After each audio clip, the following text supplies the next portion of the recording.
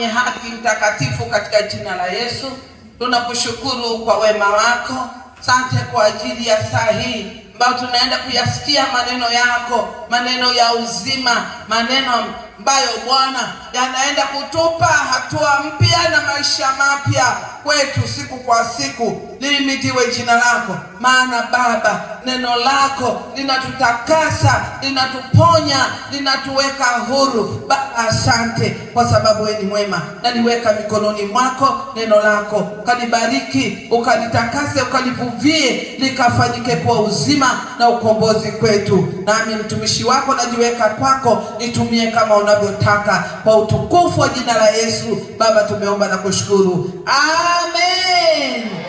Amina. Haleluya. Basi nikukaribishe kwenye neno la Mungu. Labda kama kuna mtu ambaye ni mgonjwa, kabla hatujaanza neno la Mungu, aje hapa tuje tuombe kwa ajili yake.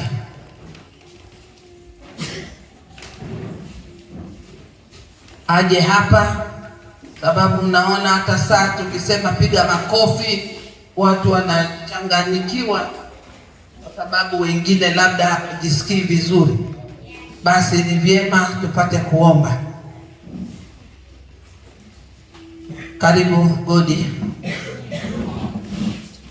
tupate kuomba kwa ajili ya huyo kijana. Piga magoti hapa.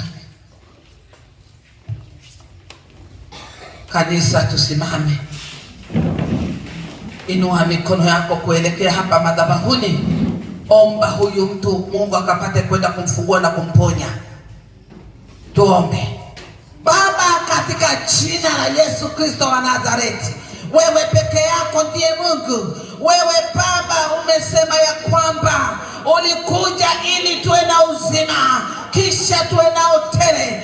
Asante kwa ajili ya mtoto wako huyu ambaye hawezi. Tunamweka mikononi mwako. Tunaenda kukemea magonjwa na udhaifu wa kila namna katika mwili wake kwa jina la Yesu Kristo wa Nazareti. Bwana, katika jina la Yesu, kamguse. Guse sasa mtu wako, guse baba huyu, guse kijana huyu, ukapate kwenda kumponya. Nasi tunamfungua kwa mamlaka ya jina la Yesu Kristo wa Nazareti.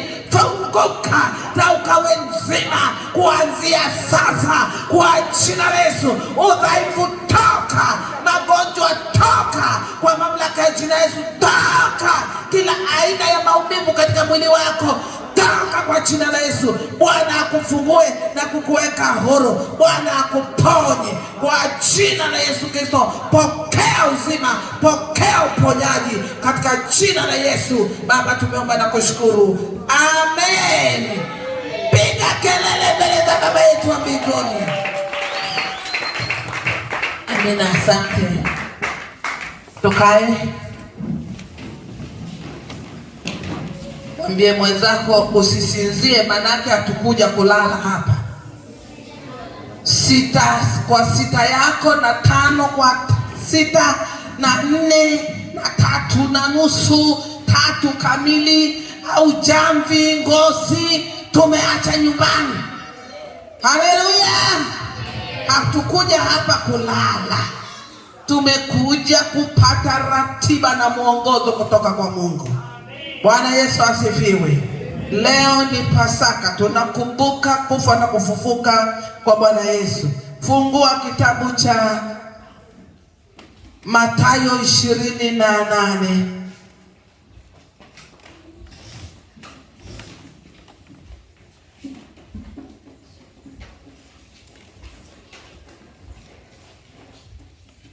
Soma ule mstari wa kwanza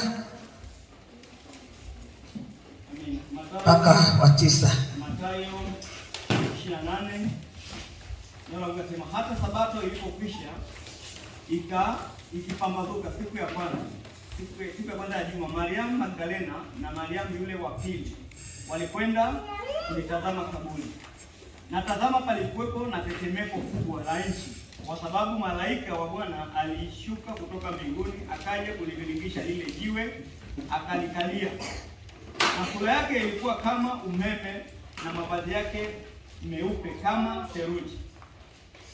Na kwa kumwogopa wale walinzi wakatetemeka, wakawa kama wafu. Malaika akajibu akawaambia wale wanawake, msiogope ninyi, kwa maana najua ya kuwa mnamtafuta Yesu aliyesulubiwa. Hayuko hapa, kwani amefufuka kama alivyosema. Njoni mpatazame mahali alipolala. Nanyi nendeni upesi mkawaambie wanafunzi wake, amefufuka katika wafu. Tazama, atawatangulia kwenda Galilaya, ndiko mtakapomwona. Haya nimekwisha waambia. Wakaondoka upesi kutoka kaburi kwa hofu na kwa furaha nyingi, wakaenda mbio wakawapasha wanafunzi wake habari. Na tazama, Yesu akakutana nao akisema, salamu. Wakakaribia, wakamshika miguu, wakamsujudia. Kisha Yesu akawaambia, msiogope, enendeni mkawaambie ndugu zangu waende Galilaya, ndiko watakaponiona. Haleluya, haleluya. Nendeni Galilaya, huko ndiko mtakakofanya nini? Mtakaponiona. Tunaenda kujifunza kwa habari ya ufufuo wa Yesu, kama maandiko ambayo yametueleza.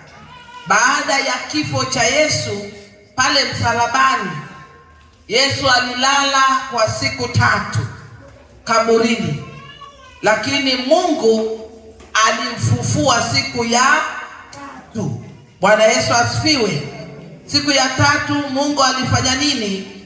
Alimfufua. Kiendelea mstari wa 12, sura ya 12, Mathayo hiyo, Mathayo 12, anza ule mstari wa kwanza tena. Amina. Mathayo 12, neno la Mungu linasema, wakati ule Yesu alipopita katika mashamba siku ya Sabato, wanafunzi wake wakaona njaa, wakaanza kuvunja masuke. Na Mafarisayo walipoona, walimwambia, tazama, wanafunzi wako wanafanya neno ambalo si sahihi kuifanya siku ya Sabato. Akawaambia, hamkusoma aliyoyatenda Daudi alipokuwa na njaa, yeye na wenziwe, jinsi alivyoingia katika nyumba ya Mungu akaila mikate ile ya uonyesho ambao si halali kwake kuila, wala kwa wale wenzie, ila kwa makuhani peke yao. Wala hamkusoma katika Torati kwamba siku ya Sabato makuhani hekaluni huinajisi Sabato wasipate hatia? Lakini nawaambieni kwamba hapo yuko aliye mkuu kuliko hekalu. Lakini kama mngalijua maana yake maneno haya, nataka rehema wala si sadaka, msingeliwalaumu wasio na hatia. Kwa maana mwana wa Adamu ndiye mwana wa Sabato. Niendelee. Akaondoka huko akaingia katika sinagogi lao, na tazama, yumo mtu mwenye ukoma umepooza. Wakamuuliza wakisema, ni halali kuponya watu siku ya Sabato wapate kumshtaki? Akawaambia, ni mtu yupi miongoni mwenu mwenye kondoo mmoja, na yule kondoo ametumbukia shimoni siku ya Sabato, asiyemshika akamuokoa? Je, mtu ni bora kuliko kondoo mara ngapi? Basi ni halali kutenda mema siku ya Sabato. Kisha akamwambia yule mtu, nyosha mkono wako. Akaunyosha, ukapona, ukawa mzima kama wakili. Lakini wale Mafarisayo wakatoka wakafanya shauri juu yake jinsi ya kumwangamiza. Naye Yesu hali akifahamu hayo, akaondoka huko, na watu wengi wakamfuata, akawaponya wote. Amina, amina.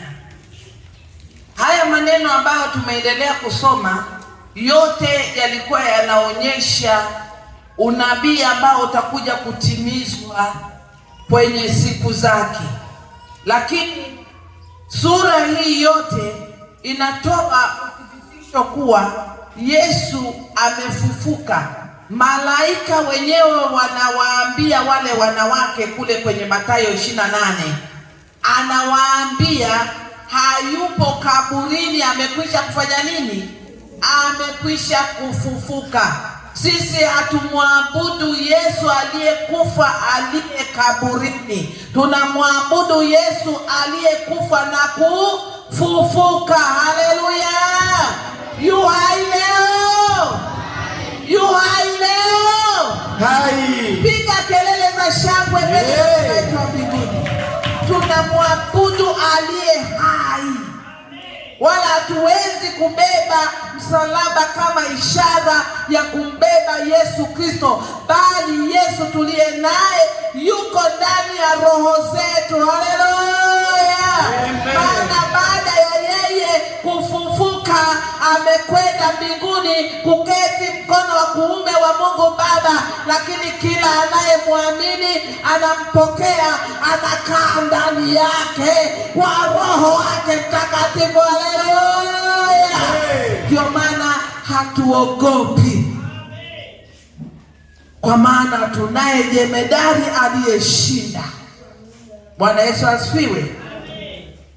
Hebu fungua Efeso 2 mstari wa 1 hadi wa 6, na mwingine afungue Kolosai 13 mstari wa 1 hadi wa 3, na mwingine afungue Isaya 53 mstari wa 1 hadi wa 5. Efeso 2 mstari wa 1 hadi 6. Amina. Efeso 2 mstari wa 1 hadi 6. Neno la Mungu linasema, nanyi mlikuwa wafu kwa sababu ya makosa na dhambi zenu ambazo mliziendea zamani kwa kuifuata kawaida ya ulimwengu huu na kwa kuwafuata wafalme wa uzao wa anga, roho yule atendaye kazi sasa katika wana wa kuasi, ambao zamani sisi sote nasi tulienenda kati yao katika tamaa za miili yetu, tulipoyatimiza mapenzi ya mwili na ya nia, tukawa na tabia yetu watoto wa hasira kama na hao wengine. Lakini Mungu kwa kuwa ni mwingi wa rehema, kwa mapenzi yake makuu aliyopenda, hata wakati ule tulipokuwa wafu kwa sababu ya makosa yetu, alituhusia pamoja na Kristo, yaani tumeokolewa kwa neema. Akatufufua pamoja naye, akatuketisha pamoja naye katika ulimwengu wa roho katika Kristo Yesu. Amina. Bwana Yesu asifiwe. Watu wa Mungu, Bwana Yesu asifiwe. Anasema kwa habari ya kuwa tulikuwa wafu katika makosa na dhambi zetu ambazo tulizitenda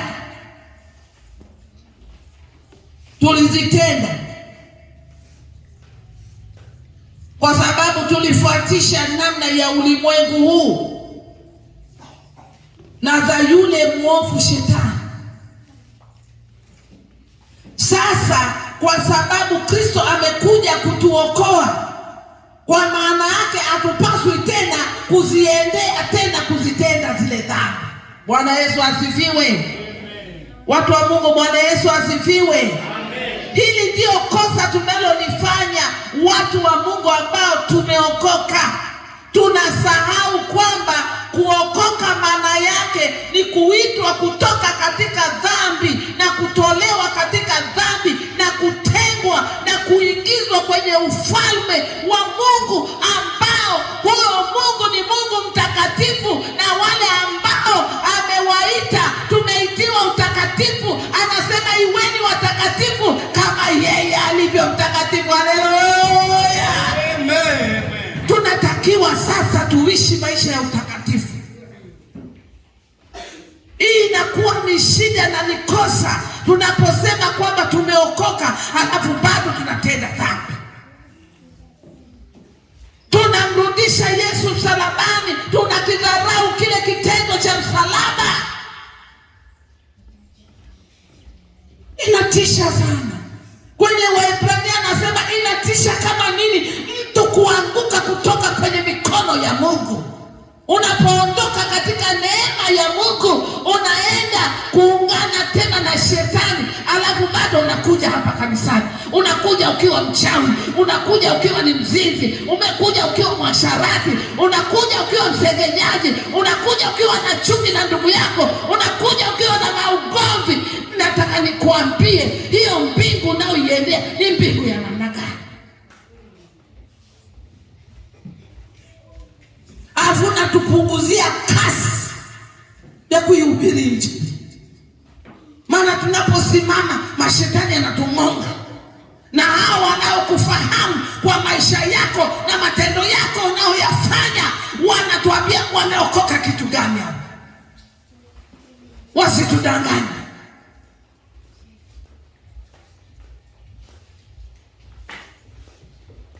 Siku moja niliteremka hapo chini, nikakuta vijana wachimba mchanga wamekaa hapo wanasubiri maroli.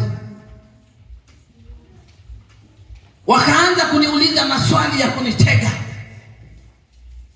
na nilijua katikati yetu kuna watu wana shida, ndio maana yale maswali nilikuwa nayapata.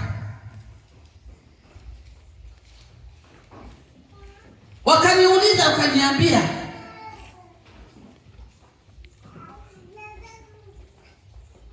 hivi wokovu ni dini au sio dini? Nikamwambia sio dini. Aniambia, wewe dini yako ni nini? Nikamwambia mimi sina dini.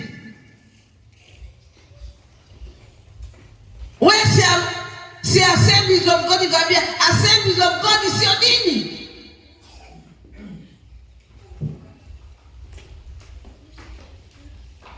Aniambia, mchungaji bwana, wewe unatuchanganya wewe. Mbona kuna watu wako kabisa tunawaona kabisa, tunakutana saa 8 usiku, ni wachawi.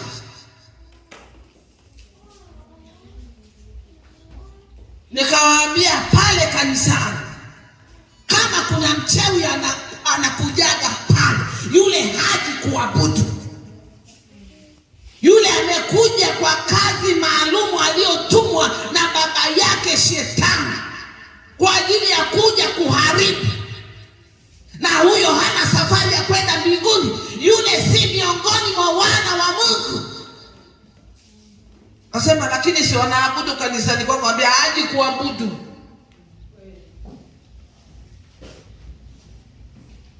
Haji kuabudu.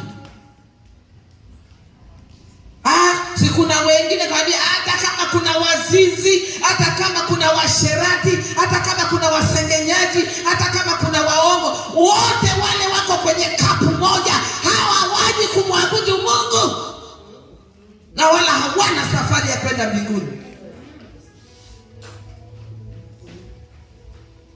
Sasa unatuchanganya. Hilo si kanisa linaitwa la walokole. Ngambia, kwani likiitwa kanisa la walokole uliambiwa wote walioko hapo wameokoka? Wewe ambaye unaendelea kuburuda mambo yako, wewe utaki kuachana na tabia za Shetani. Anasema zamani zile tulienenda kama watu wa ulimwengu huu, tulitenda kama watu wa ulimwengu huu. Lakini sasa kwa sababu Kristo amekufa na kufufuka, na sisi tumekufa pamoja naye na kufufuka pamoja naye kwa njia ya Roho wake. Haleluya! Na sisi tumefufuliwa, tumeketishwa pamoja na Bwana. Haleluya! Hiyo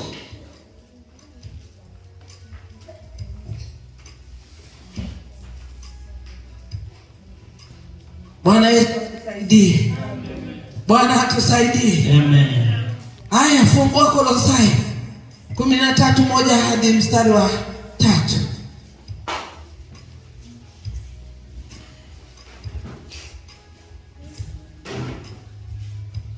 Kolosai 13 13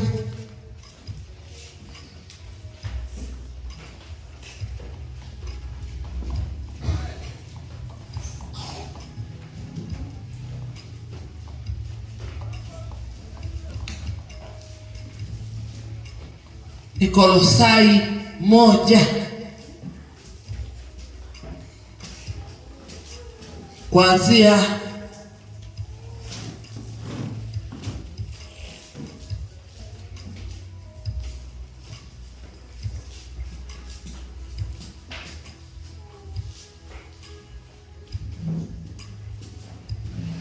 hebu soma kuanzia 13 na kuendelea.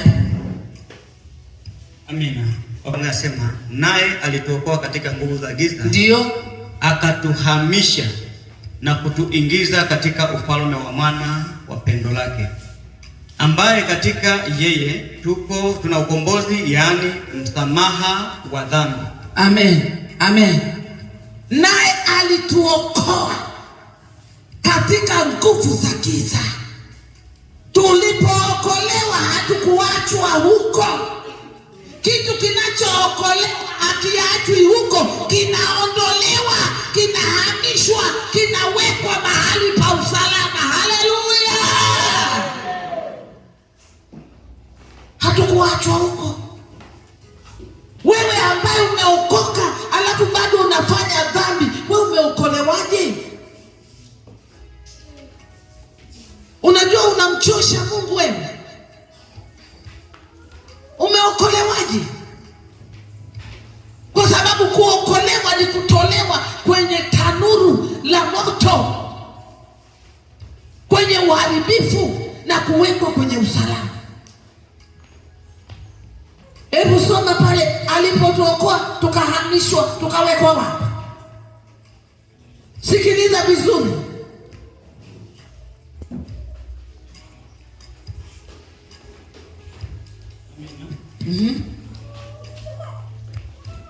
Ambaye katika yeye tuna ukombozi, yaani msamaha wa dhambi, naye ni mfano wa Mungu asiyeonekana, mzaliwa wa kwanza wa viumbe vyote. Rudi huko, tulipohamishwa tuliingizwa kwenye nini? Amina. Asema naye alituokoa katika nguvu za giza, akatuhamisha na kutuingiza katika ufalme wa mwana wa pendo lake. Umesikia? Katika yeye tuna ukombozi kwa njia ya damu yake. Tuliingizwa kwenye ufalme wa mwana wa Mungu. Tuliingizwa kwenye nuru, tukaondolewa kwenye giza, tukatolewa kwenye mauti, tukaingizwa kwenye uzima wa milele, tukaondolewa kutoka kwenye watoto wa shetani, tukawa wana. Bwana Yesu asifiwe. Tukawa warithi wa ufalme wa Mungu. Huu ni upendo wa namna gani? Mungu aliyotupenda ana malaika, mabilioni ya malaika, hawatendi dhambi. Usiku na mchana wanamwabudu yeye, wanasema unastahili, unastahili Bwana. Lakini Mungu hakuelekeza upendo wake kwa malaika.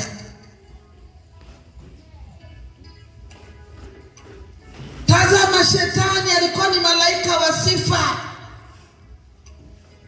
alikuwa anaitwa Lucifer.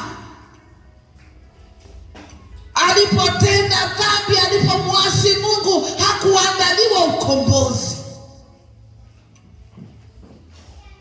Alifukuzwa na theluthi yake waliomwasi, akatupwa hata pande za chini sana. Lakini mwanadamu alipotenda dhambi, Mungu alimwandalia mkombozi. Piga kelele mbele za Baba yetu wa mbinguni, piga kelele, shangilia ukombozi wa Bwana.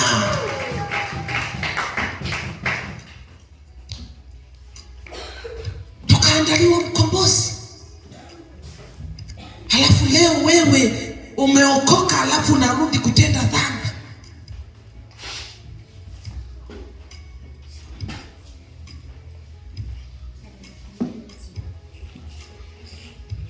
Utakuwa wapi wewe? Kulikuwa na wimbo tulikuwa tunaimbaga huko tulikotokea. Mimi nimetoka mahali nikaenda mahali, ndio nikaletwa huku kwa Yesu. Nilitoka mahali nikapelekwa mahali, nikaja kwa Yesu, nikaletwa, nikapokelewa na Yesu. Tuko naimbaga, tangazo limetoka kwa Bwana Mungu wa mbinguni, ya kwamba makao yamekwisha kuandaliwa. Baba jiandae, mama jiandae, Yesu atakuja kuchukua waliookoka. Ndipo wenye dhambi watabakia wanalia. Utakuwa wapi siku hiyo? Yesu atakaporudi haji kama baba wa huruma. Yesu atakaporudi haji kama mkombozi. Yesu akirudi mara ya pili haji kama baba wa rehema. Anakuja kama baba mwenyezi, Mungu mtawala, mwenye mamlaka. Atakuja na ujira wake mkononi kumlipa kila moja sawa sawa na matendo yake. Atakuja kama baba mkuu. Unaicheza na dhambi.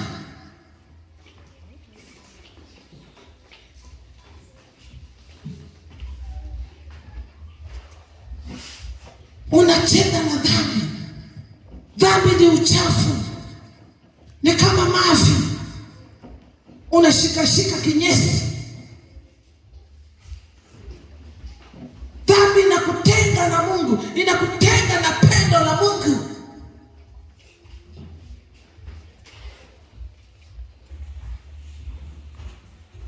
Isaya 53:1-5. Amina. Isaya 53:1-5 anasema, ni nani aliyesadiki habari tuliyoileta? Na mkono wa Bwana amefunuliwa nani? Maana alikuwa mbele zake kama mche mororo na kama mzizi katika nchi kavu. Yeye hana umbo wala uzuri, na tumwonapo hana uzuri hata tumtamani. Huzuni nyingi, ajuaye sikitiko, na kama mtu ambaye watu humficha nyuso zao. Alidharauliwa wala hakutuhesabiwa kuwa kitu. Hakika ameyachukua masikitiko yetu, amejitwika huzuni zetu. Lakini tulimdhania ya kuwa amepigwa na Mungu na kuteswa. Bali alijeruhiwa kwa makosa yetu, alichubuliwa kwa maovu yetu. Adhabu ya amani yetu ilikuwa juu yake, na kwa kupigwa kwake sisi tumepona. Amen. Amen. Bwana Yesu asifiwe. Amen. Bwana Yesu asifiwe. Amen. Kwa kupigwa kwake sisi tumepona. Kwa kupigwa kwake sisi tumepona. Tuimbe tumepona. Hivyo. Tuimbe tumepona. Tumepona. Oh, tuimbe tumepona. Tumepona. Kupigwa kwake Sisi tumepona. kupigwa kwake Tumepona.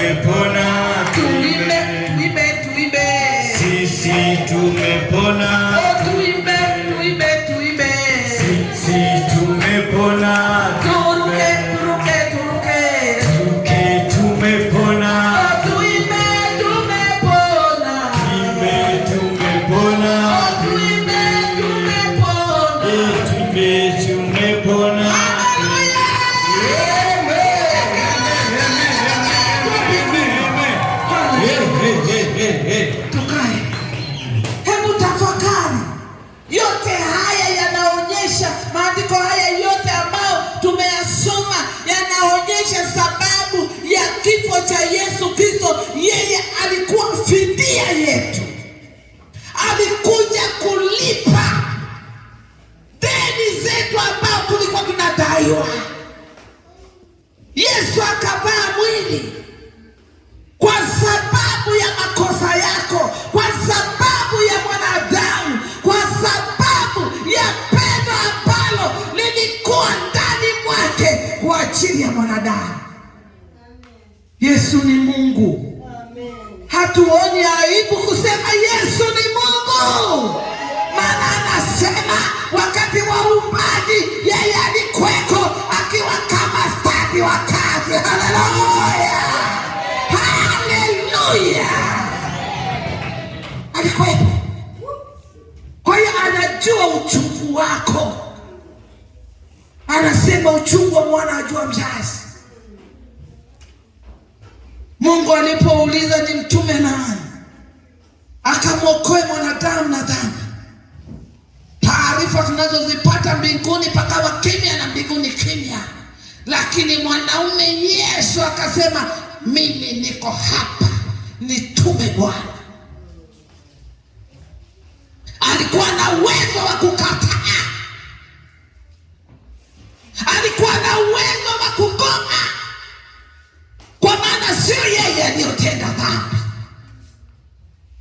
Alikuwa na uwezo wa kumshauri Mungu amwambie kwamba mtume hata malaika Gabrieli, mtume hata Michael, mtume hata malaika Kizito waende. Lakini Yesu, kwa sababu ndani yake kulikuwa na pendo, maana yeye ni Mungu, ndiye anayejua thamani yako, ndiye anayejua thamani ya mwanadamu. Alikuwa tayari kuja kuwambwa msalabani na wanadamu hao aliowaumba yeye mwenyewe. Wakamtemea mate, wakamvika taji ya miba, wakamdhihaki, walimdharau, walimtenda vibaya, na huyu alikuwa ni Muumba wao.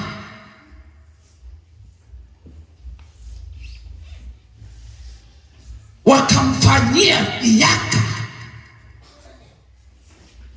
wakampeleka msalabani kama mtu aliyelaaniwa, maana alibeba laana yako, laana yako baba, laana yako mama, laana yako binti, laana yako kijana, alibeba. Ilikuwa mabegani mwake, alibeba kwenye mwili wake, na ndio maana mwili wake ulichanwa kwa sababu ya makosa yetu, lakini atukuzwe kwa sababu ya kukubali kwake, kwa kupigwa kwake sisi tumepona. Tumepona, shangilia, sisi tumepona, sisi tumepona. Haleluya, amen. Usiishi tena katika dhambi. Yesu aliteseka ili wewe na mimi tusiende kuteseka. Maumivu si haba aliyapata. Ndio maana mwana wa Mungu alilia akasema, Eloi, Eloi, lama sabakthani, Mungu wangu, mbona umeniacha? Ni kweli baba yake alimwacha kwa sababu Mungu hapatani na dhambi, maana alipomtazama mwanaye Yesu pale msalabani alikuwa amebeba dhambi ya mwanadamu. Mwili wake wote ulikuwa umechafuka.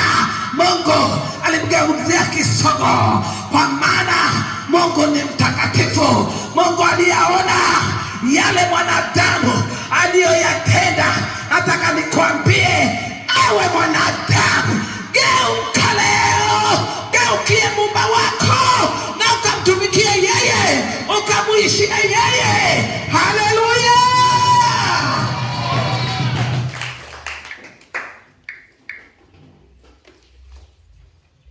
Yesu hakuwa msalabani kufanya maigizo.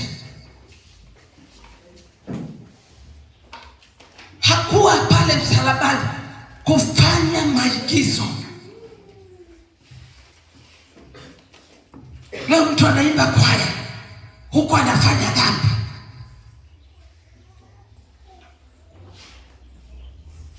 Ni kiongozi wa sifa anafanya dhambi.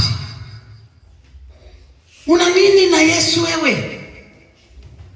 Una nini wewe?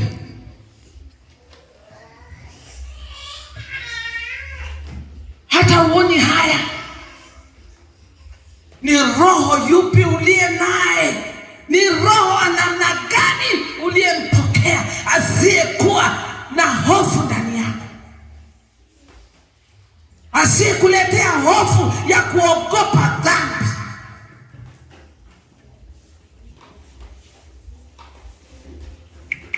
Ni roho wa namna gani?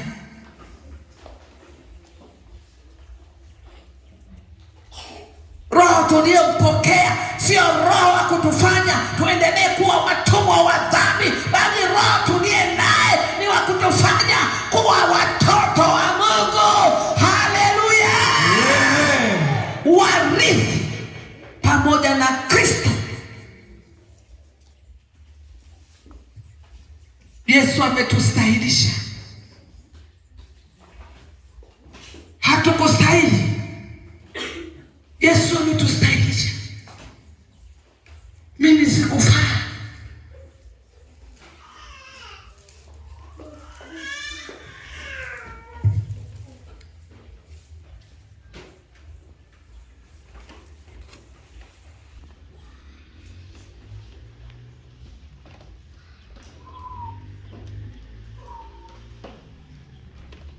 Faida ya kufufuka Yesu Kristo tutajifunza.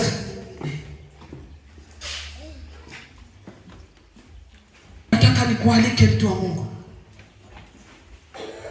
wewe ambaye unasema umekata shauri, umeamua kwenda mbinguni. Njia ni Yesu, na kuokoka peke yake huwezi kufika mbinguni. Ukiokoka ni lazima uishi maisha matakatifu. Tunahimiza uamsho. Tafuta kuwa hai wewe mwenyewe kibinafsi. Washa moto wako huko ndani katika madhabahu yako, moyo wako uwe hai, uishi. Acha kujifananisha na namna dunia hii.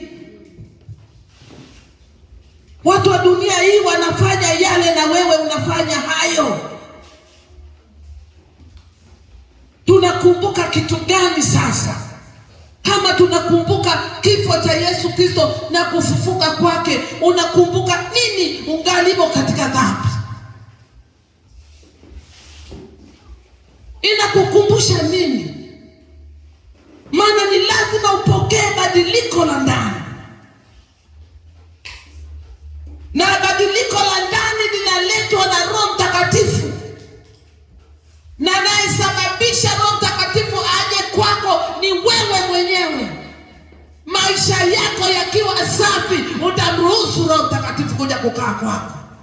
Roho Mtakatifu akai mahali pachafu.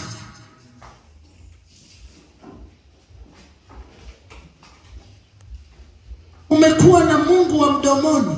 Bwana asifiwe. Unafikiri Bwana asifiwe itakupeleka mbinguni? Hata watu wa mataifa ndio hiyo wanaitumia. Wanasema Bwana Yesu asifiwe. Wewe kasoro umekwepa kwenda baa, lakini msengenyaji kama wale waenda baa. maneno mabaya kama wale wanafiki. Yesu akawaambia, nyie ni wanafiki. Kwa nini unakuwa mnafiki? Na nani unayemnafikia? Unainafikia roho yako, unainafikia nafsi yako. Yesu alikufa pale msalabani kwa maumivu makubwa. Leo unaporudi kutenda dhambi, unakidharau kile kitendo cha msalaba. Nani atakuokoa na hukumu ya Mungu? Nani atakuokoa na ghadhabu ya Mungu? Simama juu. Tazama yale yote Yesu aliyoyafanya ni kwa sababu ya upendo wake kwako.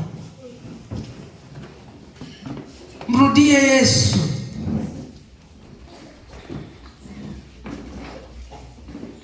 Shikamana naye. Mruhusu Roho Mtakatifu aingie ndani mwako, akujae. Huyo ndio atakuongoza na kukufikisha kwa Baba.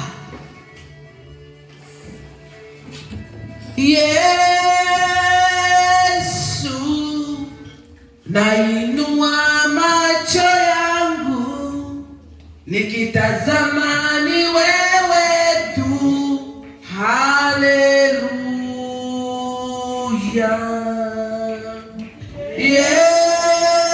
Yesu, nainua macho yangu nikitazama ni wewe tu.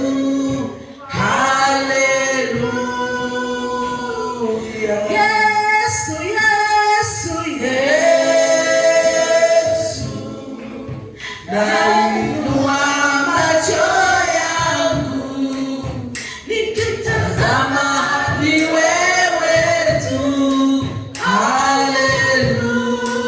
Haleluya. Yesu, Yesu, Yesu, nainua macho yangu nikitazama ni wewe tu. Hebu wakati huu nenda mbele za Mungu, nenda kamuhitaji Roho Mtakatifu.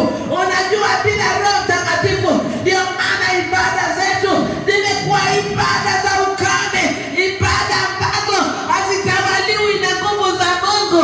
Nataka nikuambie, ruhusu Roho Mtakatifu ambaye aliletwa na kuachwa kwetu, maana yeye ndiye msaidizi wetu, kiongozi wetu, mwalimu asiyeshindwa, yeye anayejua majira yote. Kwa kufufuka kwa Yesu Kristo, leo maisha yako yakawe maisha mapya, na Roho Mtakatifu akusafishe na kukutakasa na kukupa maisha mapya. Nenda mbele za Mungu, kaseme na Mungu wako, kamwambie, Yesu, ninakuhitaji, namhitaji Roho Mtakatifu anitakase, aingilie maisha yangu, anifanye upya.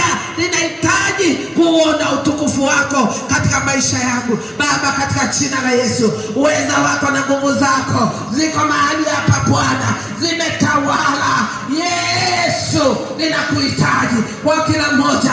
Achilia Roho wako Mtakatifu akatujae, akatujaze, akamjaze kila mmoja katika jina la Yesu. Ukalete maisha mapya kwa kila mmoja Bwana. Asante kwa sababu wewe ni mwema na mwaminifu. Wabariki na kuwaponya watu wako na kuwatakasa katika jina la Yesu. Baba, tumeomba na kuamini ya kwamba wewe ni Mungu unaenda kutupatia maisha mapya katika jina la Yesu. Baba, tumeomba na kuamini ya kwamba wewe ni mwenye nguvu, wewe ni mwenye enzi, wewe ni mtawala, wewe ni Baba, umejaa upendo. Riko moshaka, riko bobo, ria masaka darabakulia, katika jina la Yesu. Sante Bwana, sante Roho Mtakatifu, sante kwa upendo wako, sante kwa huruma zako, sante kwa rehema zako. Tutakase Bwana, tuinue kwa upya tena katika jina la Yesu. Asante Bwana, katika jina la Yesu. Natamani kufanana nawe, natamani kufanana